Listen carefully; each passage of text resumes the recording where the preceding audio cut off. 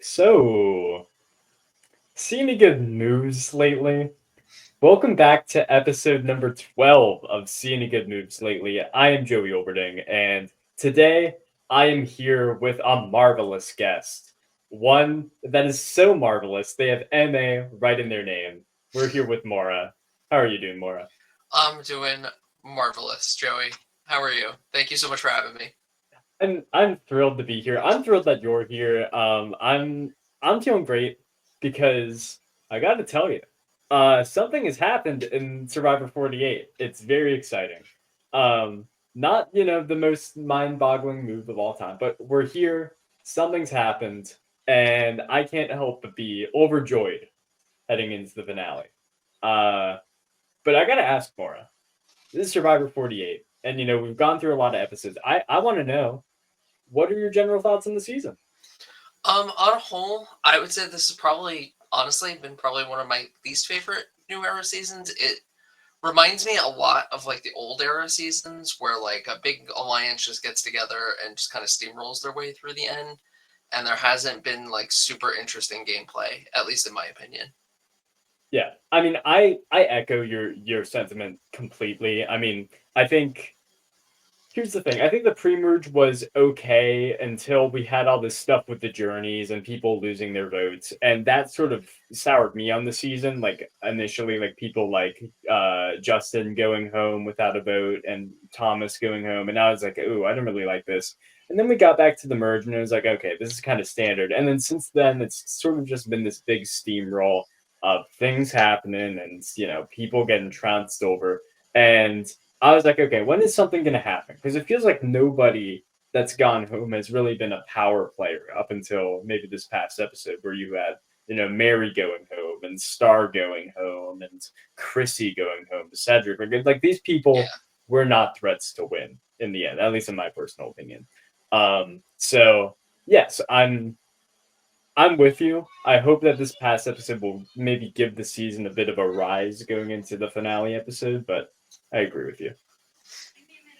yeah, Yeah. yeah, for sure. Yeah, I think that especially going into the finale, this has a particularly interesting episode in the sense that, well, sure, every finale episode you're gonna have five different stories and five different ways to win. But in this case, it feels like for Eva, Kyle, Mitch, Joe, and Camilla, like there are way more downsides to each of their games, and I feel like there are pros. I feel like most of the time when we get fed these edits, we see, like, oh man, Joe's played such a strong social game. He's such a great player. But I feel like the more we see this more, the more we just get pointed at all of Joe's faults and all of Kyle's faults and all of Camilla's faults. So I think it's really interesting from that angle. yeah. I'm not even really all that impressed with Joe's social game, to be honest. Like the honor and integrity thing, it kind of feels like I don't want to use bully because like bully is a strong word, but it kind of feels like he just throws those words around to kind of get his way and make people feel bad about turning on him, and then Sure. everybody just goes along with what Joe and Eva want to do. I completely agree. I think there is something to be said about Joe sort of saying to people like, "Hey, if you and I stick together and we do this thing, we're in the end, and we do what we want to do." Like if I went to you, Maura, and I was like, "Hey, the way that we can get into the final three is if you follow along with my exact plan and you do what I say," you would think I'd be talking down to you because I would Right. be. So. I agree. I think it's interesting because for me, I had Joe as my winner pick episode one in large part because Joe's solidarity. Shouts out to people named Joe. Naturally. Um, but regardless, so I've been sort of watching his gameplay in terms of like I want this guy to win for the bragging rights. But this past episode really, really made me think that I don't really think he has a chance anymore. The editing around him was really weird, and I just don't know if he actually has all the respect people are saying that he has. You know what I mean? Yeah, and I think we saw a lot of that when he talked with Shaheen in this episode, and the way he made Shaheen feel when he was trying to get the story, the fake story about the idol Yeah. that he showed Camilla, and like the way he talked down to Shaheen. Like I feel like there's a lot of those kind of feelings from the jury. Yeah, it was a really weird episode for Joe because like this is the point in the game where obviously jury management is going to be a big factor, and stuff like that. And Joe has been saying, or at least said a few episodes ago, that like, yeah, I'm going to be different than everybody else because I'm going to talk directly to the people who are going to go home, and I'm going to make them, blah blah blah. But every single person he's talked to that goes on the jury he's not been the kindest to, shall we Right. say. He's really really talked down to them, especially Shaheen in this episode. Like, it's just awful, really. But I mean, part of that was probably a conscious move from Kyle and Camilla, like get this guy paranoid, um, and somehow get him paranoid when he has an immunity necklace on, and kind of see what happens. Yeah. Yeah, for sure. Um, I mean, the problem I see is I don't see any way Joe doesn't get to the end at this point. Yeah, Because he's been winning pretty much every immunity challenge. And Eva still has the hidden idol as well. So I feel like it's going to be a struggle for anybody to get him out, especially with fire making. He's a fireman. Like, I don't see any way he's not getting to the end. It really is going to come down to jury management, I think. Um, but that's kind of the boat I'm in with Joe. yeah, I agree with you. I think Kyle and Camilla did do the smart thing in the sense that like people online are kind of questioning like, okay, why didn't you go after Eva in that spot? You could blindside her with an idol. I think that wouldn't help their particular storylines, Kyle and Camilla's, as much as they might think they would, because Kyle and Camilla would naturally be the next people out after that, after pulling off a big move like that instead of someone like Joe. Well, Yeah, I think this is a much better way of poisoning the jury on Joe without, as they said in the episode, having blood on their hands. So I thought it was smart from their perspective, and I also think like, yeah, realistically, you can't bank on Joe losing the next immunity challenge when he's already won five. You know what I mean? right, Or you can't bank on if Joe loses that Eva won't win. Like there are two out of the five people left. right. You know, so I agree with you. I think trying to poison the jury on Joe is probably the smartest angle that they could take at this moment in the game. Yeah, for sure. I agree with that. Yeah. I think it's also interesting in the sense that like what's Mitch doing in this whole thing? You know what I mean? Mitch is still here, but it really doesn't feel like he is. You know what I I mean? honestly very often forget that Mitch is still there. Yeah. I have a cast list pulled up, and every time I see Mitch's name like in the middle, I'm like, I he's like the Romeo from Survivor 42. He's like there's no real there's chance. He's just kind of there. Yeah, Um which is interesting because for the first part of the merge, they were like, "Oh man, Mitch has a great story. We can't let him get to the end because of his stuttering. That's such a great story." But I think with the way that Mitch and even Eva seem to be like thought of, like they're the equivalent of goats here. Which is interesting because that's basically the exact opposite of what their perception has been the majority of the game. right. Yeah, Yeah. absolutely. Yeah, I do remember that. Everybody was talking about what a great story they have, and then they just kind of faded into Mitch kind of faded into the background, and Eva kind of just got lumped in with the Strong Five Alliance, and has just kind of been in Joe's shadow, like from what we've Yeah. seen. It is interesting too, and I've said this before, but Eva's gameplay, like her role in the game, has been so interesting to me because, like, yes, she has been in Joe's shadow this the whole time. It feels like, some have said, like she's just a pawn to him and things like that.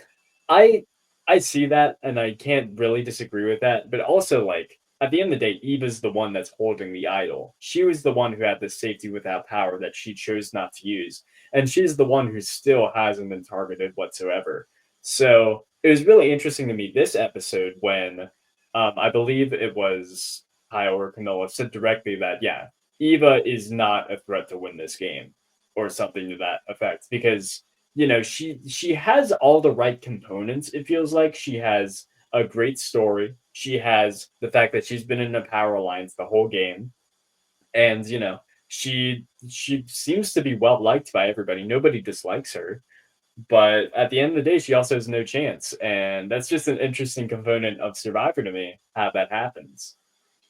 Yeah, I think a lot of that is just the social game. Because, like, as a fellow neurodivergent person, like, Yeah, I get that, and Like, she clearly struggles with the social aspect of the game, and I think that's a lot of it. Like, obviously, we just see an edited version, but it looks like she has trouble, like, connecting with people. So I think Yeah. that's a lot of it, rather than just being Joe's pawn. Whereas Joe, like, he connects with people, and then he has the tendency to, like, do the honor and loyalty thing. But I think a lot of it is just Eva struggles to connect with people. I think that's what's holding her Yeah. back, in my opinion. No, I completely agree with you. I think there are a lot of components to it. Certainly, the neurodivergency part is part of it. I mean, she said that from the get-go that like she is going to communicate with people differently, and we've seen that. I do also think another part of it is her age. She's younger than everybody else on the cast by a Yeah, good bit, and she's talking to people that are, like Kyle and Camilla are both 31. She's 24. Like that is a pretty. I mean, that's a while. Like people are very different. yeah, Like the way that she communicates to them, especially as a neurodivergent person, I think inevitably, basically no matter how she would get to the end here, I think she's gonna be seen as somebody who didn't have agency in the game when that's not really true. I don't particularly think it's fair. That's not me necessarily saying that I think Eva should win, but I'm surprised that she's being treated as much of a goat as it seems like she is. Mitch, I understand. yeah, Eva, she's been in a power position the whole game. Like I feel like you have to recognize that to some extent. You know what I mean? yeah. She and Joe have been running the game pretty much the entire game, Yeah. like even before the merge. Yeah, I mean, the whole gameplay of Kyle and Camilla are all about weakening Joe. None of it is about weakening Eva, which, I mean, I guess goes to show that I guess Joe has played, a great social game in the eyes of the players and, has been, I don't know, a public enemy number one for a few episodes now. But, at the same time, he's not the only one. The reason why he is so dangerous and the reason that he has been able to get so far is because he's been in a power duo the whole game and wasn't a power trio with Shaheen, really a power quattro or whatever, quadrant with Kyle until this episode.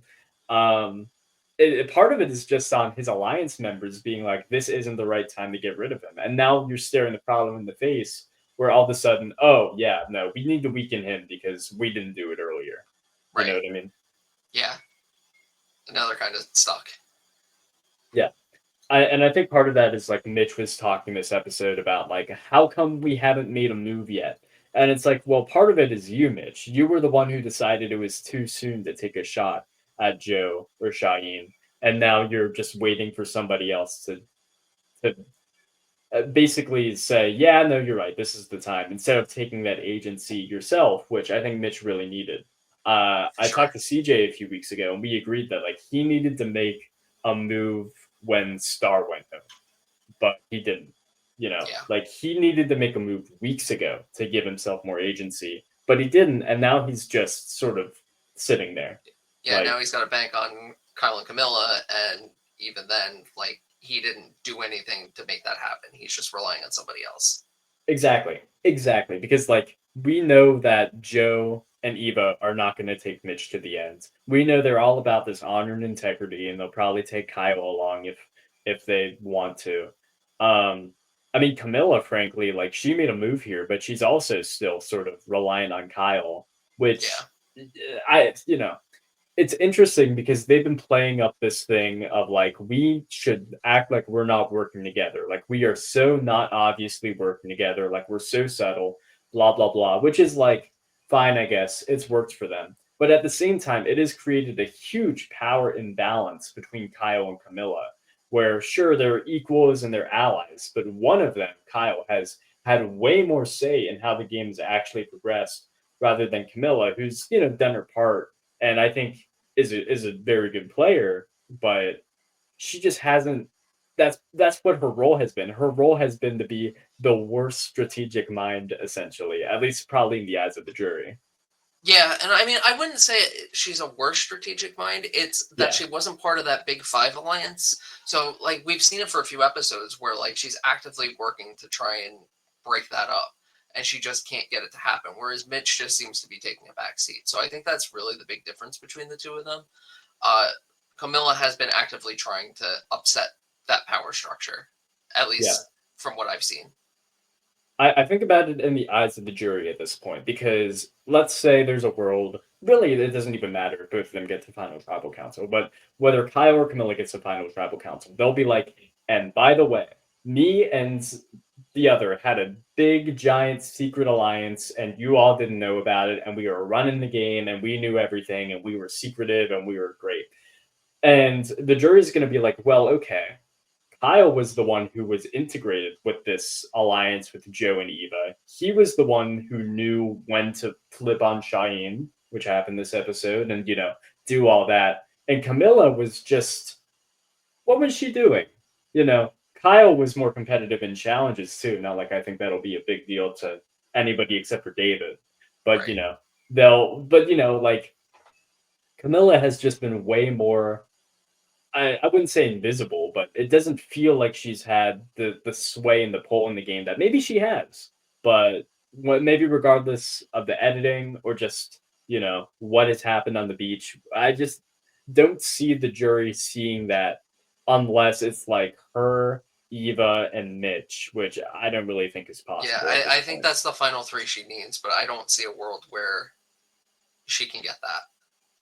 Yeah, that would require probably Joe to lose in the next challenge and Eva to not play her idol on him, which I don't think is going to happen. Yeah. So yeah, I mean it's possible, but I don't really see it. There is a world where if Camilla gets the end against Joe and Eva, that like Joe and Eva could like split votes or at least sort of say the same story, and then Camilla's like, by the way, I was here the whole time and I was subtle or whatever, which is probably the gameplay that she needs to say at Final Tribal Council, but it's Yeah, I mean, or interesting. the jury could even just be bitter at that point if it's Joe, even her. That's also a possibility with the way people have gone out. Yeah, I mean, I feel like that's sort of what it's setting us up for, right? Is Yeah. that Joe has burned, if nothing else, Mary, David, and Shaheen, three Yeah. people. And, it's interesting because I'm in two camps where it's like, yes, he has burned these people, dot, dot, dot. But at the same time, he's been this big threat that he's going to win if he gets to the end for the entire game, it feels like. And they've sort of just let him get there. Like, is Yeah. that Joe's fault or is that everybody else's fault? You know what I Right. mean? Yeah, for sure. Yeah. I think it's also interesting in the sense of like the move that Kyle and Camilla made this episode was a very good one in getting Joe to essentially turn on Cheyenne and definitely to burn the bridge with Cheyenne, if nothing else. Yeah. Um, but it makes me wonder, like, Joe and Eva aren't necessarily aware that, Kyle and Camilla orchestrated this. They might have their inclinations maybe after this vote, maybe they don't. Who knows? But regardless, like I don't know necessarily if that move by itself is enough to make Kyle win against Joe necessarily, because sure, Joe burned David, but so did Kyle. Kyle was the one who flipped first, so I do think it's going to be a bitter jury. The question is, like, who's the jury bitter towards? And I think that might honestly depend on the person, you know? Yeah. Yeah, I could definitely see that. David also has a lot of respect for like challenges and stuff like that. So like even though he's upset with Joe, he might still vote for Joe just based on the fact that Joe has won a ton of challenges. Yeah, I mean, David this entire game was talking all about finally, I want a strong guy to win, for the Yeah. first time ever. We're gonna reclaim the game, we're gonna change things forever. And for once, a strong male is gonna be in a position of power, Yeah. it's Yeah. ridiculous We stuff like know that. the marginalized strong men. Yes, exactly. Um, but he's saying that this whole game, and I wonder if Joe's there, like, is he gonna be so salty and bitter that he's gone from the game that he's gonna be like, actually, I changed my mind, or is he gonna be like, fine? Yeah. You know what I mean? I could really see it going either way. Because like even like in his post game interviews, he was still talking about like all the respect he has for people that win challenges and stuff like that. So I could really see him going either way on that. Yeah, I do think Mary will definitely be against Joe. Like that's a shoe, and I think, Yeah. for someone who's mad at him. I'm sort of interested in like the first members of the jury because like Cedric and Chrissy, like we don't really know what they think. Like we know Chrissy was mad about people not going after the strong five. So when a member of the strong five is the end, is she gonna be mad at them or is she gonna be mad at like Mitch who didn't do anything? You know, Right. I mean either way, I don't think Mitch has a chance to win, but Yeah. you understand what I'm saying. Yeah. Yeah. I think everybody's gonna be angry. Yeah. Just a matter of who's angry at who. There's not gonna be anybody who's like, "I'm glad everyone's here," you know? There are Yeah, gonna it's be it's been a while since we've had a season like this. Like it feels like it's been like a decade where it feels like everybody is upset with everybody. no, you're absolutely right, and I mean, I think that's, like, the perk of the season, and maybe that's what the season is sort of building to, like, it's been a slow burn, but maybe, like, the catharsis, like, the climax is gonna be, everybody getting their just dues, Joe getting his just dues, Mitch getting his, and then at the end, someone like, I don't know, like, maybe Kyle wins because, he burns people the least, like, I think that's maybe what the editing is going towards. The editing has been pretty weird this season, in my Yeah. personal opinion. It was even weird in this episode, but I do think it's building somewhere. I hope it saves the season. I Yeah. probably won't, but maybe. Yeah, I hope so. This especially post merge has been rough. Yeah, it's been a bit of a slog for sure. I do think this episode was interesting, though. I mean, we already sort of touched on the move by Kyle and Camilla. I think it was an interesting concept for a move, and I sort of already mentioned the fact that they could have gone after Eva and trying to flip the game, finally trying to do something, but not get blood on their hands. And while I do think it was a smart move, and generally I think it'll help one of them get to the end, I do think it will only help one of them get to the end. This Yeah. whole time they're saying, "Yeah, I want both of us at Final Four." They're really not saying that, "Oh yeah, I want to sit next to you at the end." Like it feels like that's a concept that they haven't even really talked about with each other. It's just, yeah, let's get to four and then we'll see what happens, which is kind of the same narrative the Strong Alliance has been saying this whole time, which is let's get to four and let's battle it out. You Yeah, know? and I mean, I think they even kind of hinted at that in the preview where Camilla acknowledged like they can't go to Final Three together. She can't beat Kyle. Yeah. And So I that's think we're interesting probably too. going to see Yeah. that. Yeah. That's interesting too because I mean that's the sort of conversation that Joe and Eva could be having right now. Maybe they should be having, but I mean that's a conversation that clearly isn't going to come up. Eva's not going to cut Joe. Joe's not going to cut Eva. In fact, some people have said, well, maybe Joe will just throw away his entire game for Eva to make sure she gets to the end. And I don't think that that would happen, but it is interesting to see the two sides of it, where it's like you have I mean, Kyle and Camilla are essentially the cutthroat competitors of the season. They're the ones who are doing the most strategizing. They're the most game body of the people, even though Kyle has been very emotional. Yeah. If nothing else, Camilla has been. And meanwhile, Joe and Eva's relationship is so genuine and so pure that it's like, yeah, I could never turn on you. And it's like two sides of the same coin. It's like in Survivor 46 you had the Charlie and Maria. That's where yeah, we're gonna have to cut you. One of you's gonna go. And then here you have like more of a Stephen Fishback JT thing of like, yeah, I'm with you to the end, ride or die. Yeah. So it's kind of interesting. And like we've seen it a couple times where Joe said he'll tank his game for Eva, but at the same time, it's one thing to say you're going to do it, and it's another to actually be confronted with having to make that decision. So it's really interesting to see if he'll actually do that if it comes to that. I mean, here's the thing. I don't know if that's gonna happen. Yeah. I don't I it seems like everybody views Eva as like the GOAT essentially. It's her and Mitch. Like Yeah. to me in terms of winners, it's down to Joe, Camilla, and Kyle. Like those are the winners possibilities. Yeah, So I like agree with in that. the event that Joe wins immunity this next time, or wins it at four, which is getting more and more likely by the second, he's gonna take Eva. Like that could be him saving her or whatever.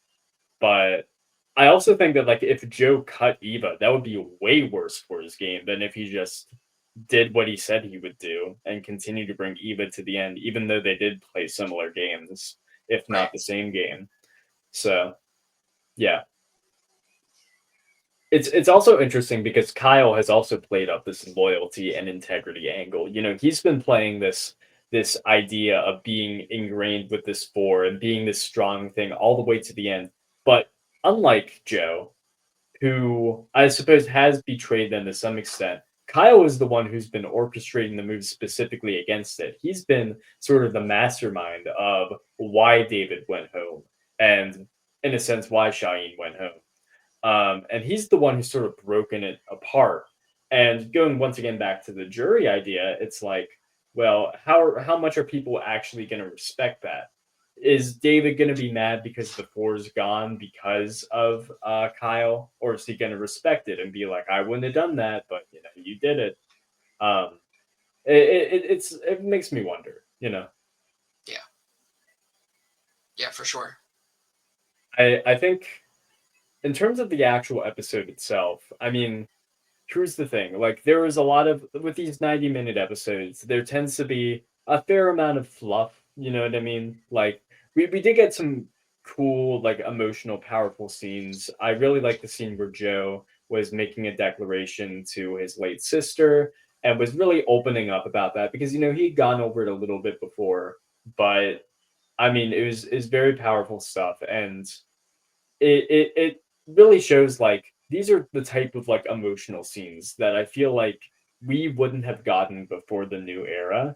And so I can really appreciate the show putting them in. I saw some people complaining online about like, well, how genuine are these and how much is it played up for the camera? Like, I think that this is a very like genuine emotional scene from Joe, Yeah. and it helps me to separate sort of the game from the person. Like, this is the same episode where Joe's super paranoid and really was not great to Shaheen. But at the same time, like you can tell that deep down he is a good person. It just what the game does to people. And so I appreciated Survivor putting that scene in um, to show the human side of Joe, even in the midst of a crazy game like Survivor. You know? Yeah, I like that we found a nice middle ground. Like when the new era first started and we like did these kind of stories to begin with, it felt like overload. But Yeah. now we found like a nice balance, like in the middle, and I like that they show that the players aren't just game bots and they are human beings, and we get to see that side of them without going too heavy in that direction. Yeah, I agree with you. I mean, when the new era started, it was I mean, I called them, you know, sob stories, you know. Everybody has a tragic backstory and we're all just gonna get a few images of them and you know, it's gonna be sad and we're all gonna cry. But I think like starting somewhat recently, like maybe Survivor 46, like we've really actually started to have a middle ground where it's like you can show the stories of these people without shoving them down your throat like seemingly out of nowhere. Um like we've known about Joe's story basically, I think literally since episode one, but you know we've gone through 12 full episodes of hour and a half long television um, to slowly build up that story, and this to me is sort of the catharsis. Maybe it's the catharsis of Joe's entire storyline. I mean, sure, he's probably going to get to final tribal council, but this shows that Joe has made significant progress, not just as a player, but as a person on Survivor, where he's finally able to say, I'm sorry, and in a sense, try to forgive himself for, you know, what he did or didn't do. Yeah, Um, yeah, very, very powerful. Very yeah, powerful. yeah. And I mean, I'm sure it was good for him to get at least some of that weight off his shoulders. Yeah. I mean, is very, very nice. And, you know, it makes me wonder because, like, Kyle has opened up to Joe, and, like, they talk about, like, how Joe, I mean, that's the reason why he was picked for reward, was they said that Joe was a man in touch with his emotions. So I still think that despite the paranoia that we've been seeing, and this is me once again not being sure on how Joe is actually perceived in the game, if people are actually that mad at him or if they really do respect Joe a lot and they see past maybe his gameplay faults and are like, well, Joe just deserves to win because he's a good guy. You know, it's Yeah, interesting. It's interesting. And the jury, you know, the jury will be salty, but it makes me wonder, like, on a different season, would the entire perceptions of how we see the game and how we see who's in the power position and who's not in the power position be different. Like if this was maybe a typical less angry jury, which of course it's not, so it's a complete hypothetical, but like if you're judging based on simply the best game, would you vote for somebody who has been in the Power Alliance that long, or somebody like Kai or Camilla who essentially just dismantled it at the last second? I think those are questions. I mean, if I were on the jury right now, I would probably vote for Kyle, but I mean, I could really be convinced any one of three ways. I don't know about you. Yeah, I would lean towards Kyle of the five left on who I would vote for. I think it really depends on what you look for in a winner. So, like, I think Yeah, it really depends on who's on the cast. Like, I think a lot of the people on this cast in particular probably respect Joe's game more, just because that's the type of game that this group has been playing. Um, but in my personal opinion, I would vote for Kyle. yeah, I agree. I mean, it's really tough because a large part of me does want like I would be the one vote for Eva, if she gets there. Because I think that there's something to her gameplay, but that's also how I evaluate somebody who's good at Survivor. I think when like to me, Joey Olberding, like I think not being targeted is an indication of nobody wanted you out, which is indicative of outlasting the competition. And I think in a sense outwitting them because like even though Eva is perceived as, being dragged along or something like that. Like perception is not necessarily reality. And Eva's held the advantages and things like that. But also at the same time, if I know nobody else is voting that way, I don't know. Yeah, Maybe I wouldn't want to be that one guy the that's one to in just every stick out. every Yeah. season. Yeah. But that is how I truly feel. That being said, I would still probably vote Kyle, but we have two votes left, so there's plenty of time for things to change, I suppose. Um, I do want to talk about some random stuff that happened this episode, just some random things. Shaheen at the very start of the episode, is talking about how he's mad about the actual challenges that have been out there. He's saying way too many challenges have been reliant on arm muscles, Right. strength, whatever. And how more of them need to be about his legs, and then he shows off how cool his legs are or whatever.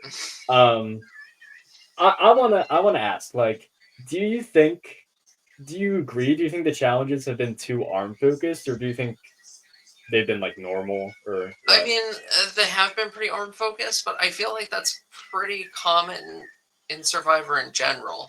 Like even Yeah, Charlie called it out. Like it's all about grip strength. yeah, Like I feel like that's something you should be prepared for. Um, I can't really think of too many challenges offhand that are really based on leg strength. It's usually either like arm strength or balance. exactly. Yeah, yeah, yeah. No, you mentioning Charlie was great. I totally forgot about that, but yes, he did say that. And then the other thing I think about is like Tyson says that like, oh yeah, the thing that I prepare for when I have gone out on Survivor in the past is core strength, balance, as you That mentioned. too. Like Yeah.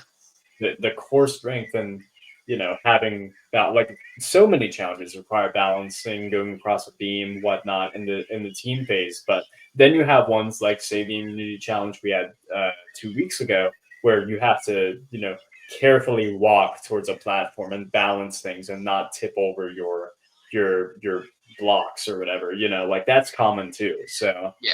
it's interesting. For sure there really isn't a lot of pure mental challenges on Survivor. Like you have your puzzle section, but for the most part, like while the puzzles are great equalizers, I don't think you can really rely on puzzle strength to win immunities. Like Camilla has been a puzzle beast. I think she's the best at puzzles left in the game and has been for a while.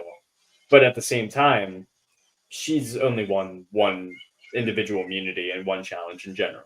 So Yeah, and like even the puzzles, like they usually involve some sort of physical component. Like you have to get through an obstacle course before you can do the puzzle. yeah, yeah, exactly. So, I mean, I would love to know the last time a challenge was literally just purely a puzzle. Like they start you out and say do it, and then it's done when you finish the puzzle. Like I doubt that's happened in 20 seasons. It's You been know a what I long mean? time. Yeah. Yeah. Some other stuff here. I think well, Shaheen in general is an interesting character to me. Obviously, he goes home this episode. I was talking about this with my family when we were watching the episode on like through text. Shaheen is like a very very goofy. You know what I mean? Yeah. Um, he because he was like the person that was like most about this like waffle song thing that happened a few weeks ago that made me want to um not watch anymore. But in general, he's been like this sort of he's sort of played up with whatever Jeff's doing. Like he's kind of the teacher's pet in the sense, which isn't a bad thing necessarily, but I sort of I don't know. I wasn't a fan of it by the end, personally. But yeah, Yeah, I mean, I think Shaheen's one of those people. Like, I feel like most people either love Shaheen or hate Shaheen. Maybe yeah, that's a little bit strong, but like, I could see it going either way. I found him pretty entertaining. Um, just because he was doing his silly little bits and everything, and like the yeah. chants and all that stuff. But I could definitely see how he's not everyone's cup of tea. I should be clear. I have liked Shaheen for the majority of the season, and I still do like him. Like overall, I think he was an interesting contestant, very unique contestant with his perceptions before the game started, with him being an alternate on 46. I think he's very strategic, very interesting. Maybe it's just because the season took a bit of a nosedive, but maybe that made me more critical of, the tiny little things. Like people have been a lot more critical about Joe and Eva. I think people tend to be more critical of castaways when the season isn't as, great. And I think I'm guilty of that too when it comes to Cheyenne. But I Yeah. did enjoy his presence on the season overall. I just really didn't like that song. The waffle. Like I think it really all comes down to that. Yeah, that's totally valid. I will say the reward challenge was interesting here, because it's raining really hard when they get to this reward challenge. Raining super hard, rains everywhere, and they have this challenge where you have to hold on to some, I guess, like pegs while you're against I don't know. I think it's the final immunity challenge from Fiji, if I'm correct, or at least it's pretty similar. And the whole thing is like this one is much more of another arm strength, but Yeah. Cheyenne ends up winning.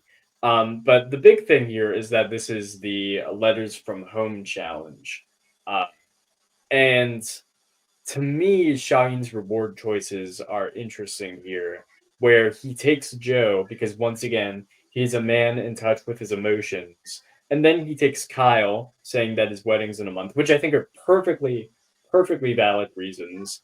Um, but it made me wonder, like, is that the best move? Because those are the people most clear in his alliance. You know what I mean? Yeah.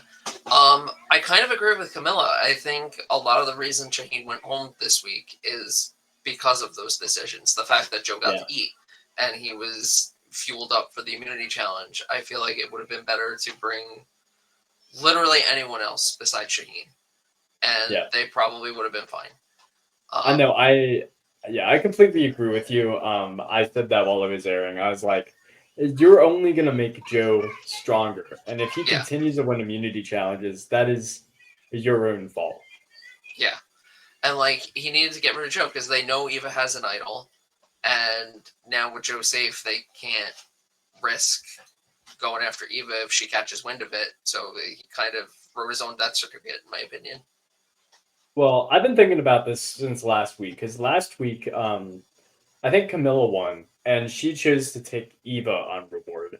And I was saying at the time, I was like, why would you do that if you know that you don't want Eva at the end? It makes a little more sense with the knowledge that Eva is perceived as a goat, which I didn't necessarily know if that was true at the time. But it makes especially less sense with Joe, who is your number one competition. And then when Joe wins the immunity challenge in a landslide later, I mean, Camilla's right. It's like, what did you expect? Right. Um, and that just makes me so conflicted about Kyle's game because the move and his position in the game should be so strong. And I feel like I should sit here and say, Yeah, it's not I think Kyle's gonna win. It's I know Kyle's gonna win. But at the same time, he's just done a bunch of very small things that I've been like, I don't know if you deserve to win. Like he was doing the thing when David was there where he was like, we need to protect Camilla no matter what. Let's not have Camilla go home. We can't do that. And to me, essentially outing his secret alliance with her. Um, and then he does this with Joe, and he continues to fuel his number one competition in the game. And it doesn't even seem like he wants to go to the end with Camilla. I mean, maybe that's strategic, but like he's been in this crossroads of like, should I, shouldn't I? Which direction should I go for weeks? Finally made the decision now, but still didn't really go after anybody that he really cares about keeping in the game in Joe and Eva or Camilla. So in a sense, he still hasn't really made that decision. You know what I mean? Yeah, yeah, he's definitely been riding the fence between the two, for Yeah. sure. And if I'm Camilla, I'm just especially when I wasn't taken on reward, not like I would necessarily expect to, but you know, Kyle is your number one ally. I would be so annoyed just with everybody in the game. Joe and Eva have been running the game this entire time, and nobody's trying to stop them. Mitch is just complaining at camp about how nobody's making a move, even though I've tried to make a move this entire game. And Kyle won't take me on reward, and he continues to say to me directly that, oh, I don't know if I want to go with you. I don't know. Maybe you should just be one of us at the end and not both of us. Like, if I'm Camilla, I'm like, I have been working my tail off this entire game and it's for this. Like these are the Yeah, people I'm with. yeah, and You I mean know. she saved Kyle too. Yeah, Back during the the tribe split. Thomas group. Yeah, Yeah, it's crazy. It's crazy to me because Camilla. I think that she's the best strategic mind in the game. I think she has been for a while. I think she's been the best strategic mind of the entire season. But I don't know, like the people that she's working with maybe intentionally, but I don't think intentionally, have like not allowed her to do anything. So yeah, when she gets to the end, if she gets to the end and is like, "Hey, I played a great game, by the way," like, are people even gonna respect it, or are they gonna be like, "Oh, yeah, Camilla, yeah, you were on the bottom, but hey, Kyle wasn't, so I'm gonna give him $1 million instead." So yeah, yeah. I think she does have to cut Kyle to have any yeah. chance. I mean, essentially, I think Camilla's played a better game than Kyle. I mean, Camilla's been on the bottom longer, and she's been actively targeted, Yeah, and she's managed to keep on surviving. And part of that is, I guess, because of Kyle being like, we can't get rid of Camilla. But I think most of it has been Camilla has, in a sense, been able to throw people under the bus, something that she said that she loves doing this episode. Murderous tendency, if you ask me. But loves throwing people under the bus. And I mean, she's been able to do that. She threw Mary under the bus. She threw Star under the bus. Like people, Chrissy, uh, Charity, people who should pretty obviously not really be threats in the game. Like she managed to say, yeah, these people are more dangerous to our core alliance than these other people are. So if Camilla plays up that angle at Final Tribal Council, I think her game's in a better spot and she has a better chance to win. But right now, I would say that she has the third best odds to win pretty clearly of the five people left. I think I agree with that. Yeah, yeah. Of Joe, Kyle, and her, I would say she's number three. Yeah. It's interesting too, just getting back to this big move of getting out Shaheen when at this reward it is Shaheen who brings up the idea of flipping against Joe first, where well the way he goes about it is weird because he says to Joe first, he's like, hey, what if we get rid of Kyle? And Joe's like, what do you mean? And Sean's like, oh, no, I don't know. I was just saying things, haha. I'm not really serious, haha. And Yeah, Joe's just like, thinking what? out loud. Yeah. And Joe's like, are you sure? Like, are you sure? And he's like, yeah, no, I'm, oh, man, I'm just talking, speaking. And then Joe goes away. Maybe he goes to like do a confessional or something. And then he says to Kyle, like, we we gotta do something. Like, let's get rid of this guy. And Kyle's like, oh, this is an interesting idea. Really interesting concept. And he's like, yeah, no, we should like do it.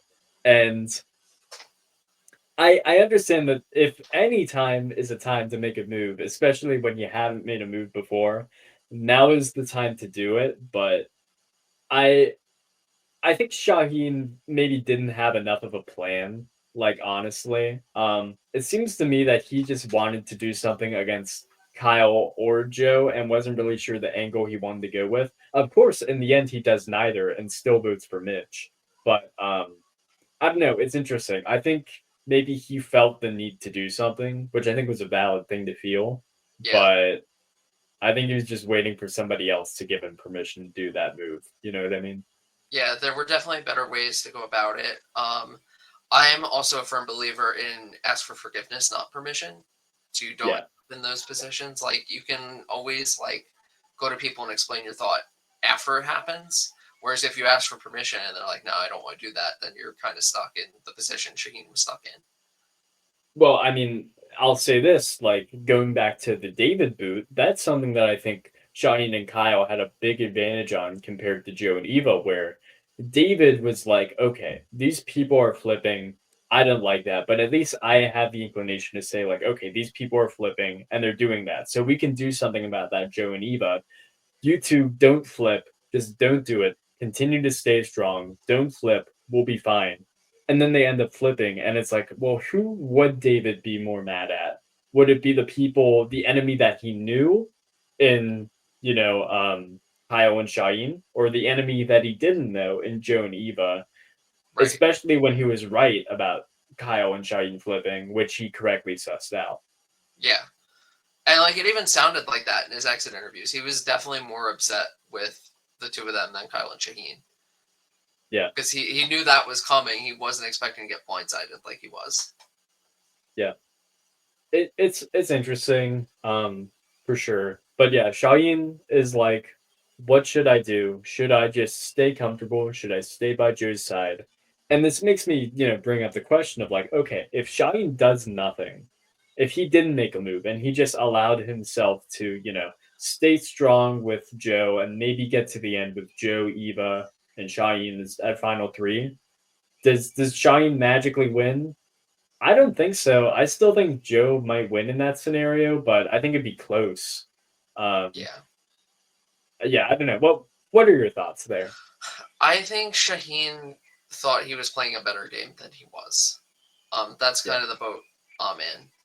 Um, I think he thinks just because he was in that majority alliance for pretty much the entire game that he was playing a good game, and I think he knew like a lot of people were bitter towards Joe, so maybe that's where he got that ego from. But yeah, I don't think he was playing as strong of a game as he thinks he was. yeah. The surprising ego from Shaheen really surprised me because he for the entire game seemed like very like chill and humble, and then at the end when he gets blindsided, he says to everybody else, "Good job, you just voted out the best player in the game," which is very ironic because this episode he was talking about, oh yeah, if I wasn't picked for a reward, I would have gone full Liz from Survivor 46. I would have Yeah, gone, I'm pissed. yeah. And it's funny because when Liz got voted out in fire making, she said the same thing. She was like, oh, you got out the best player in the game. So this leads me to the question. Is Shaheen the Liz of this season? Oof, that's a good question. I don't think it's quite to that level. I think he did have a chance. I don't think he had a great chance, but I think Yeah, there was a chance. I think Liz was a goat, to be perfectly honest. yeah. So I wouldn't quite say that he was the Liz of the season. No, I mean, I think you're right. I mean, Shaheen has been looked at as a threat this entire game, not even just the merge. Like, when Chrissy was getting voted out, she was like, "Well, I'm going home. I guess I'll vote for Shaheen because everybody perceives Shaheen as being this big threat this whole game." Liz was certainly not like that. I just think it's funny. I don't think that was intentional by the editors. Maybe it was, but it was pretty funny. Regardless. Um, Speaking of Liz, shouts out to Applebee's. Pretty good restaurant. Doesn't have anything to do with anything. Applebee's is pretty solid. I can't complain. Yeah. Um, yeah. So Shaheen goes home. He says that he's the best player in the game. Um, I mean, here's the thing. Like, Shine might have been the best player in the game. I don't really know. Like, this is something I said before, but like a lot of the players have seemed very weak. We've seen their weaknesses almost as much as their strengths. So maybe, at the end of the season, they'll all say, yeah, if Shine got to the end, he would have won easy. And I would believe it. But I could also believe them being like, well, Shine would have lost to Joe and Kyle and Camilla and whatever else. It's tough to say. He's definitely not a goat, but I don't know. A strongest player in the game, I also highly doubt that. So yeah, Yeah, I wouldn't say he's a goat. I would say the stars would have had to have aligned perfectly for him to have a shot at winning. I mean, it's sort of a question of like, did Shaheen need to make a move here, or could he have waited and just hoped to get Joe out later? I don't know. I think when Joe won immunity this past episode, Shine was like, okay, well, I gotta pump the brakes and I just gotta go with what I've been doing this whole time. I can't try to make a move against Eva. Um, which I think is correct, but it just makes me wonder, like, why was he trying to sort of force something to happen before he even knew who won immunity? That's a question I always have when I watch Survivor.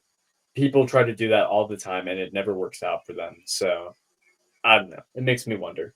Yeah, I definitely see that argument. I think I don't know. It's hard for me to put myself in those shoes because I know if I go more than like 6 hours without eating, I get crabby. I can't even imagine like 24 days how Yeah. my brain would just like stop functioning. So I can Yeah. definitely see people making mistakes like that and not Yeah. thinking about those ramifications. I guess part of it is I also have to think about the reality of it. Like the challenge, the immunity challenge would happen, and then you would have like maybe a few hours to strategize before tribal council happens. So maybe like sometimes you just need to plant these seeds a little bit earlier. You have to Yeah, say, hey, let's think about this and not try to like force that on somebody like Kyle to say, yeah, let's get rid of Eva here. That might be worse than the alternative. I don't know.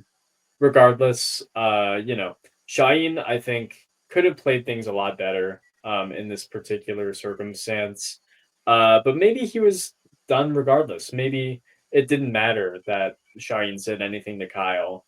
Maybe the truth of the matter wouldn't have mattered. It's not like Joe said directly, hey, Shaheen, did you throw out my name? Instead of Joe just beat around the bush and was being really weird about it. So maybe Shaheen was always going to go home here. Who knows? I I do wonder if Shaheen didn't say something to Joe first. If maybe Joe doesn't buy that story, Yeah, and then it that's ends that's up true. being like Kyle or Camilla going home.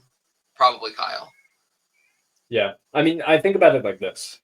In Joe and Eva's world, if they do find out that, okay, Kyle and Camilla have set this up, this is all their faults, they've done this, what do? They can get Shaheen back on their side and they can say, hey, let's vote out Kyle Camilla, but there's still only half the votes. Mitch, Camilla, and Kyle are still going to vote together. Would you have Eva use her idol on Shaheen? I think that's probably what you would want to have happen. But at that rate, Shaheen would be like even more of a non-factor versus Joe and Eva than maybe he even would have been otherwise. Yeah, So I don't know how much it even would have mattered if Joe had figured out the truth. You know what I mean? yeah, that's a fair point. Yeah. And the way that Joe goes about it, I mean, we've already talked about it. He's very weird about it. He says he wants to go into like dad mode, which I don't think is the best way you want to talk to your peers. You know what I No, mean? no, Like, you definitely don't want to talk to another grown adult in dad mode. That yeah, it never goes well. no, I would say that like this we're seeing the reason why Joe loses the game here, if he does lose the game, is like this even happened with Mary too. Like it wasn't quite as um on purpose, I don't think, but I mean he did the same thing to her where he was like, yeah, and we decided that, we were gonna get rid of David because we saw you as being a mastermind and anything that happens is our decision and you have no agency and blah blah blah blah blah. By the way, I'm being smart by saying all this to you directly. It's like, okay. Yeah. Um what it comes off against is it comes off as much more arrogant than I think he means it to be. Much more, I'm in the right and I'm doing what is best for me, and you have no part in that. So hey, buzz off. You know what I mean? It's Yeah, it all comes down to the honor and loyalty thing, and I think a lot of it is just like main character energy is probably a little strong, but like it kind of feels like that the way he talks to other people. Yeah, I would agree with that. I mean, the edit has to comb through, hours and hours and hours of raw footage, but like the way that the edit is presenting Joe is that he does see himself as a main character. Even going back to the touching scene of him talking about his sister, like it's all about this has been my journey and what I've experienced. And you know, for someone who has said, I will throw away my game for Eva, he hasn't done a lot of talking about how Eva's journey has gone and now how he's helped her out. It's been a lot of, well, I've gone through my own journey here. He does seem to be supporting others. And this makes me go back again more. It's like Kyle sees Joe as like this great guy, this pariah, like, he's this amazing man, he deserves to win if he gets there, but at the same time, what we're seeing in the edit is the exact opposite, where he comes across and seems rude and arrogant to the people who are not on his level. And at the end of the day, everybody on the jury is not going to be on his level if he gets to final tribal council. So, Yeah, for yeah, sure. it's an interesting situation. I'll say this, like the season we both agree has been rough. It has been a slog. It has, really gone downhill since the merge. But like this is what makes Survivor interesting to me. This is what I love about it is like you can play a game that is as strong as Joe seems to be, where he's in control so much, and you can still lose. Like there are shades of Russell Hantz to Joe in the sense of like, yeah, he's controlling the game and he's had this alliance, but at the same time, everybody he votes out is not respecting him as Right. much as he thinks he's respected. You know what I mean? Yeah, I mean, there's the actual gameplay aspect and there's the social aspect, and I think a lot of people forget that. Like, you can't just control the game; you have to have people like you. Otherwise, they're not going to respect you. They're not going to want you to win. Yeah. It's funny how easy it can shift because Joe is perceived as having a great social game, being the best social player in the game. But as soon as he votes you out, it's like, well, this guy lied to me. He didn't play the game he said he would. And in that sense, it's kind of like a Coach Wade South Pacific thing where it's like he screams loyalty and honor and integrity. But do we believe that if he gets the final tribal council, he's gonna own up to how much of a liar he is? No, he's not Yeah, going to do that. right. And so that's another reason that he might lose the game. Yeah, I think that's always rough when you go that angle and then you can't own up to like the people you have betrayed because inevitably you are going to have to betray at least somebody. And when you do the whole honor and loyalty thing and you can't own up to that, people aren't going to respect that because they're just going to feel like, you're just out for yourself and you hide behind the honor and loyalty excuse. I mean, I think doing that in general is like very dangerous, regardless of, whether you own up to it or not. Like, I think about guys like Boston Rob in Survivor All Stars. Like, he didn't win even though he owned up to it because everybody Yeah, still felt burned by him because he was singing tune about loyalty and then was like, yeah, by the way, I wasn't actually doing all that. And it was your fault for falling for it. You yeah, know, like I don't know. Like I think Joe in his head and maybe in reality has played as loyal of a game as he possibly could according to his personal moral standard. You know what I mean? But at the end of the day, like one's personal moral standard is not the moral standard of everybody else. And you can't expect everybody else to fall in line with the other people, of what you believe other people should. Like, right. even all the people in the strong alliance, like maybe with the exception of Evo, like everybody else has a different quote unquote code for like what they think is worthy of a win. Like David and Joe even had different perceptions. Like David was like, okay, well, I know Kyle and Shine are flipping on me, but I still don't want to get rid of them because I'm still serious about this strong alliance. And meanwhile, Joe basically had the same scenario happen to him with Shine and was like, oh, well, then we should get rid of him. Then we can't trust him, so he's not a part of our strong core anymore, and we got to cut him at this point.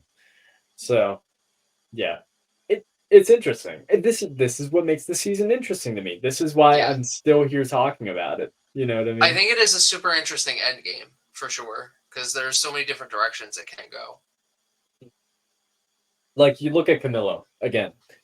If you want to use the Russell Hantz angle on or the coach angle on Joe, then Camilla seems like a perfect, like Sandra or Sophie stand-in, where it's like she's gone along with this guy's plan the whole time, but at the same time wasn't really a strong part of it. And at least for the Sandra aspect, has been saying, you know what, we should make a move on this the entire game, and people weren't listening. So if she gets to the end against Joe, that's the angle I can see her winning, is if she's like, I've been aware of this the whole time and none of you did anything about it. And now look at this guy preaching honor and loyalty. He wasn't honorary or loyalty y. He was a Right. liar, and he just won't own up to it. Like that's why I still think Camilla has a strong. Oh, I think she has a strong case. It's just a matter of her getting there, because she basically needs Kyle to go home, which is possible, but it's not going to come at the hands of Joe or Eva. I don't think it No, would I don't probably think have so to either. come at She's the gonna hands have of to herself. initiate it. Yes, she will have to be. She will either have to win final immunity or somehow convince Joe and Eva that they need to get rid of Kyle or beat Kyle in fire making herself. Yeah. Something like that. Which I think, once again, could be a really, really interesting finish. Like having a pair who's been together the entire game going up against each other in fire making, that is chef's kiss. That's like Tony and Sarah, Winners of War. It's very interesting, but it's just a matter of getting there, which feels like a mile away. You know what I mean? Yeah. Yeah, definitely. That's actually the one thing about fire baking I find interesting is when these two people that have worked together the whole game are forced to be pitted against each other, Yeah. and it leads to very emotional final fours. We don't see it very often where it's a situation like Tony and Sand, or not Tony and Sandra, Tony and Sarah, Mhm. but I do find that very compelling, and I could see that happening again with Camilla and Kyle. Yeah, for sure. I mean, let me ask you this, because like the Survivor 50 voting has been happening. Like, I don't know if you voted on it, but do you have an opinion on like the fire making or not? Like, did you vote I one way or voted another? against fire making. I do think it's more interesting to have a vote. I don't like that you can have like a strong competitor and they win final five immunity and then they're basically guaranteed to be able to comp their way into final three. Yeah, I voted against it as well. I agree with what you said. I was been sort of going back and forth. I actually kind of forgot how I voted because I was like so like sort of Yeah. ambivalent on it, but I ended up voting against it because at the end of the day, forced fire making can still happen without having it be forced. You know what I mean? Right. Like if it's Yeah. just a deadlock vote, you go to fire making anyways. So I don't think the difference is as substantial as it feels between forced and not forced, but I do think, and I do think that the drama and the stakes can still be super high without the forced fire making, which is the argument some people have not made. So yeah, I think it uh, just takes away the social aspect. Like all of a sudden yeah, it doesn't feel like Survivor like forcing people to make fire to get to final three. yeah, it's yeah, it definitely does take away like the outplay nature of it. Like, is it outplay or outbuild a fire? You know what I mean? Like, Right.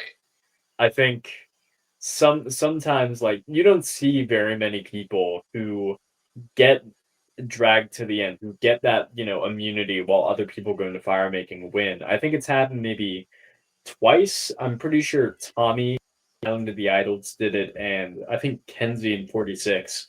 Maybe there's one other, but for everything else, it's all about the big move of eliminating someone by going head to head against them in fire making. When at the end of the day, I don't think that's the nature of Survivor necessarily. Like that's Exactly.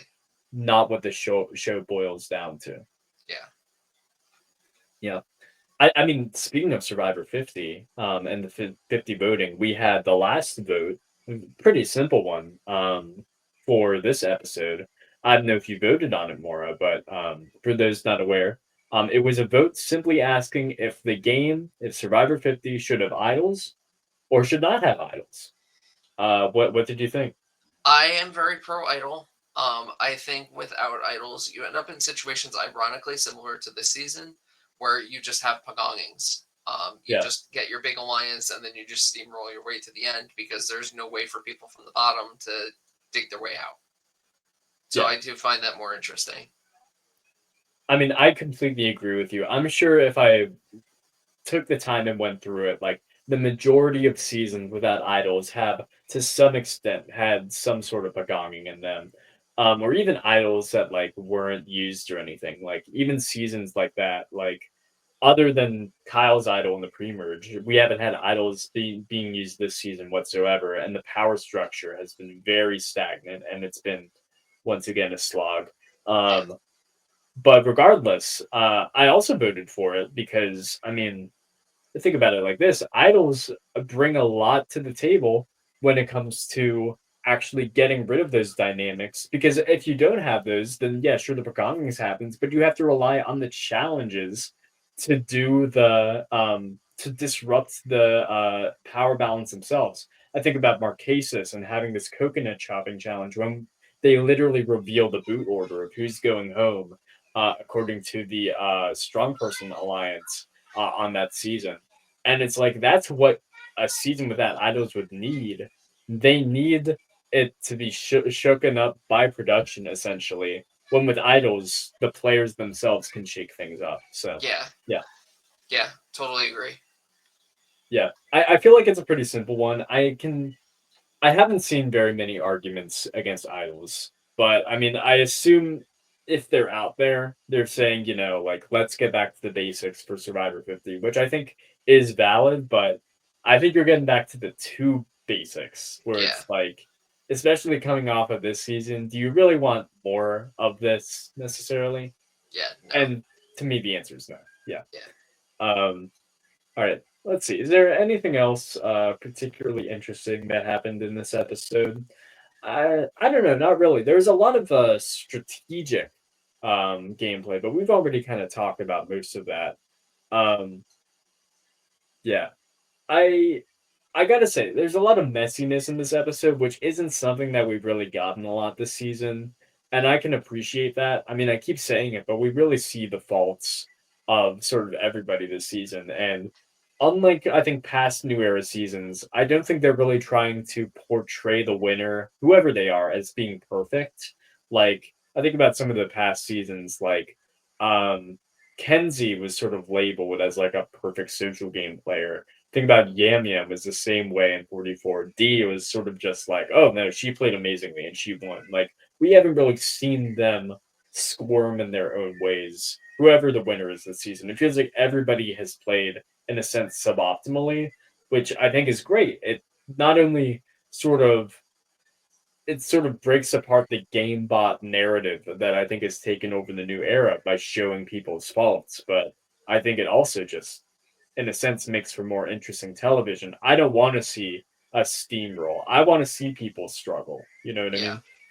Yeah. It feels almost similar to like, I don't want to compare it to like the mid 20s, early 20s Survivor, where it Mm. was like all recruits because like the gameplay wasn't particularly interesting in that era, but it feels almost similar to that in like seeing how flawed the players are because like the new era, like you said, it's all been game bots. Yeah.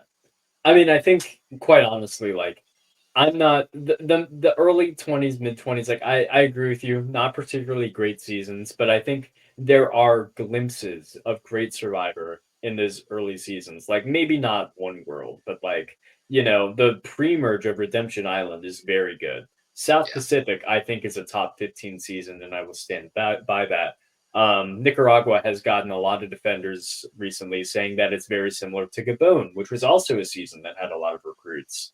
And it's like there's an angle there. Like this is the reason why you bring recruits is to make more quote unquote entertaining television. But at the same time, Survivor has such a requirement of knowledge before you go into it, way more than it did in the early seasons. That having recruits is harder. Like even a guy like David, who was the person who saw the least amount of Survivor on the season, still was like, but I know strong guys don't win. And I know that, we have to do this. And it's like you still have to have a knowledge of idols and beware advantages and shots in the dark and whatnot. Like Yeah. Survivor's not very easy to just be plopped down into the middle of nowadays. You know what I mean? Yeah, no. It's not like the old days where it was just you vote a person out and that's it. Yeah. Um one other thing about the episode was the votes themselves, because it was a 4-2 vote against Shaheen with 2 votes on Mitch. But it was interesting who voted. So Joe and Eva both voted for Shaheen, but Kyle and Camilla did not. Kyle voted for Shaheen, but Camilla voted for Mitch, which I think was interesting. I would imagine it was probably to disguise things in case things went wrong, and Joe and Eva decided to vote for Mitch instead to make sure that neither Kyle nor Camilla went home. But I was also just kind of surprised we didn't see that in the episode, because I thought that would have been interesting. Things could have blown up and made the decision on where Joe or Eva go more interesting, at least to me. Yeah, I mean, it could be that. The other thing I thought is maybe it's still Kyle and Camilla trying to hide the fact that they're Yeah, together by voting separately. yeah. the, okay, here when they reveal that okay, we've had this alliance this entire game and none of you suspected it. Do you think people are really going to be like, "Oh my god, I can't believe it," or do you think people are going to be like, "Oh yeah, no, I figured that out." I think that's much more likely is that it's just like I think it's somewhere in not the middle.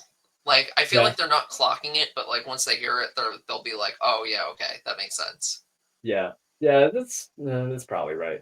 One more thing about Tribal Council is a Joe. The way that they edited Joe, they really tried to play up this paranoid Joe angle, which I think was definitely accurate as we saw at camp. But I don't know. They really tried to make it seem like, okay, Joe has no idea what's going on. He doesn't know who to believe when he's sitting there at tribal council, um, which is probably true to some extent. But it's interesting to me that they decided to show that off in the edit and to make Joe seem more uncertain and more clueless than really we've seen from him the entire game.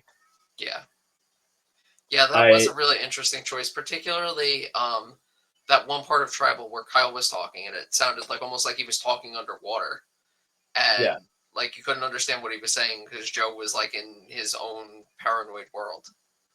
yeah, that was the moment I decided that okay, Joe is not going to win anymore.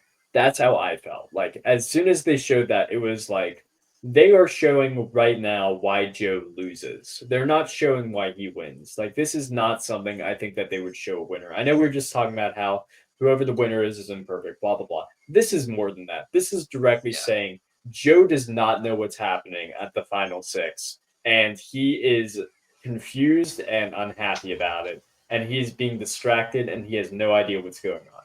Like to me that's like okay, if Joe gets to the end, that means that he will not be able to own his game and he will falter to whoever's there between Kyle or Camilla, if not both. yeah, for sure. I could definitely see that. Yeah. And everything else I've just thought about later is like, yeah, I mean, I guess the edit has probably been telling us that for a while, based on the way that Joe talked to Mary and talked to Shaheen this episode. It's like he seemed to me like after he won that immunity challenge, it was like, okay, Joe is in such a good spot. He and Eva are basically guaranteed final four, if not final three at this point, Yeah, unless something crazy happens. He's in a great spot, but like the more he opens his mouth, the more I'm like, I don't know. Like, I don't see how people are going to respect you if you can't own up to your game and you've been talking down to people for days and days and days now, for weeks, really. So yeah. Yeah. Okay, well, let's talk about the finale itself. I want to get some more predictions. I want you to tell me what's going to happen. So we're down to final five. Between Mitch, Kyle, Camilla, Joe, and Eva. Two questions. Who do you think is going to win immunity? I mean, that doesn't really matter. But what really matters is who do you think is going to go home here? Well, I would say odds are Joe's probably going to win immunity because, like, Yeah. he always wins immunity. Eva's got her idol that she has to use. So that leaves us with the other three. I would say it's either going to be Kyle or Mitch. Yeah. I would lean towards probably Mitch because I don't think that they can talk Joe and Eva into turning on Mitch. Or turning on Kyle, rather. So I think most likely it's Mitch, and then I would say Kyle. Like, I would say probably like 70-30. See, I agree with you that I think Mitch is definitely in the fold. Um, I I don't know. I don't know what I think about Camilla and Mitch because I don't. To me, I agree with you. I think Joe's most likely to win immunity, and if it's not him, it's probably going to be Eva, and so they're going to be safe. Eva has her idol, anyways. Yeah. So it's just a matter of the other three, and Mitch seems like nobody really respects him, but at the same time, it's like he is not in this core three or core four that still exists, where Camilla's kind of on the outskirts. Mitch has been outside of it the entire time, and he's been talked up as being a threat, even though I'm pretty sure we can all agree that he doesn't actually seem like a threat. So they might go for Mitch, but I do also see a world where it's either Camilla or Kyle. I think there's an angle where Joe and Eva can feel like, okay, well, we've gotten this far, and Kyle is our biggest competition right now. We just got rid of Shaheen, so maybe we need to get rid of Kyle now. And maybe Camilla could whisper that into their ears and convince them of that. Or they could get rid of Camilla because, hey, she's a bigger threat than Mitch, and, she might have worked with Kyle on this move. Like, Yeah. I would still say it's most likely Mitch in that spot, but I don't know. Like, Mitch is not the clear threat there. Like, so No, it's I agree interesting. he's not the clear threat. It's just based on how Joe and Eva are playing the game. Like, Yeah. I think if I were in Joe and Eva's position, I would be voting out Kyle. But Yeah. I think based on the way they have played this game, that they most likely vote out Mitch. All right. Well, I mean, we're in agreement, so I guess let's go to final four. I mean, this one you have to talk about who wins immunity between Joe, Eva, Kyle, and Camilla, and what do you think is going to happen? Yeah. So Final Four immunity is interesting because it's usually like some motion or Mhm. some type of coordination type thing. I think I could honestly really see anyone except maybe Eva winning that type of challenge. Yeah, I agree. Yeah. And then I would say it's probably Camilla or Joe if I had to guess. Yeah. But I mean, And then whoever whoever wins loses that goes against Kyle and Fire. Is what I would say. Yeah, that's a good call. Yeah, I think Eva's getting to the end, literally no matter what at this stage I in think the so game. too. Yeah. Yeah, and then I mean, I would probably still, and I don't know. I can see Camilla winning immunity because if Camilla wins immunity in that spot at final three and sends maybe Joe and Fire against Kyle, I think she wins. I think at that point, like, regardless of whether or not Joe or Kyle wins fire making, I think Camilla sets herself up as like, I have the power and I put these people in fire. There is a chance that they could say, well, you should have beaten Kyle directly at fire or beaten Joe directly at fire. But I don't know. I think maybe winning final immunity could be her quote unquote big move. Um, that being said, if Joe wins and sends Camilla in the fire against Kyle, I it's really a toss-up. Like, we don't know these people's I skills in don't know fire. who's better at making fire, so I can't really say, but I would say it's going to be Kyle and Fire against either Camilla and Joe. Yeah. For Final Four. I will just throw my guess at the wall just to say I did.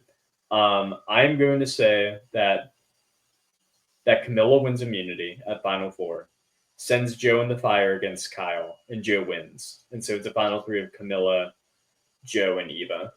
That's my prediction. Yeah, I can definitely see that.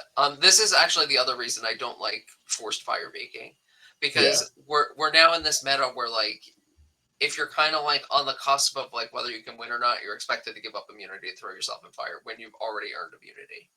And I'm not a huge fan of that. Yeah, to me, my big question about it is like, who sits next to Joe and Eva? Because in this scenario, I think regardless of whether Joe wins immunity or not, Eva's going to be safe, and Joe is going to either win fire making or be immune and not give his necklace away. So it's really a matter of who loses between Kyle and Camilla in fire. And I don't know. I think it's really a toss-up. Like, it really could go either way. Maybe it's just because I like the Camilla narrative a little more, and I'm maybe like Camilla a little more, but I would say that she wins that, and then maybe wins at Final Three after that. Yeah, and I mean, not to play favorites, but I have had Camilla as my winner pick in my fantasy draft, so I am rooting for a certain outcome. Yeah. So I don't know. I think if it does go that way, if it's Kyle, Joe, and Eva, I think it's a pretty close vote. I mean, Eva's gonna probably be a 0-vote finalist, but between the other ones, I think I could see like a 6-2. I don't know how many jury members there would be. I want to say, I think you're right. I think it's 8. 7, 8. Yep, it'd be 8. So yeah, I could see it being like 6-2, maybe Camilla wins, but once again, it all depends on Camilla being able to sell her game. To me, it's not about Joe selling his game because I don't think he's going to be able to. But it's a matter of Camilla being able to be like, yes, I played a great game, and no, it wasn't Kyle's game. It was my own. So, yeah. I think it's going to be a combination of that and how bitter the jury is. Yeah. It's going to be a combination of those two things. That's going to be Camilla's case.